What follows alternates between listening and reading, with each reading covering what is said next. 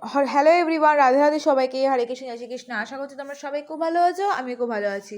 চলে এলাম ছোটোখাটো মিষ্টি ভিডিও নিয়ে। তোমাদের মনে সবসময় আমার মনে ঢুকলো যে আগের ভিডিও দেখে মিঙ্কি কে। তো আমাদের বাড়িতে দুটো মাছ ছিল, একটা সাদা আর একটা কমলা। তার মধ্যে সাদাটা নাম ছিল কমলাটার নাম চিঙ্কি, আর সাদাটার নাম ছিল মিঙ্কি। তো ওরা তো অনেক দিন ধরে একসঙ্গে ছিল।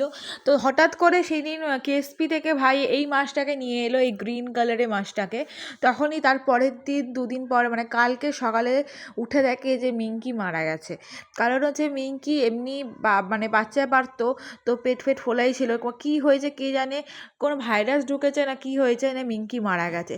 খুবই কষ্ট লাগছিল, কিন্তু রিজুরও মনটা খারাপ ছিল যে দেখবে যা মানে মাছ হোক বা ইঁদুর হোক, যদি তাকে পোষা হয় না নিজের মতন করে, চলে গেলে খুব কষ্ট হয়। যেমন আমার মিঠানি চলে গেলে যতটা আমরা কষ্ট পেয়েছিলাম, তেমনই সেরকম কষ্টও আমি এটার বদলে পেয়েছি। তো যাই হোক, তোমাদের ভিডিওটা কেমন লাগলে জানিও, কারা এরকম ঘরে পোষো আমাকে অবশ্যই জানিও।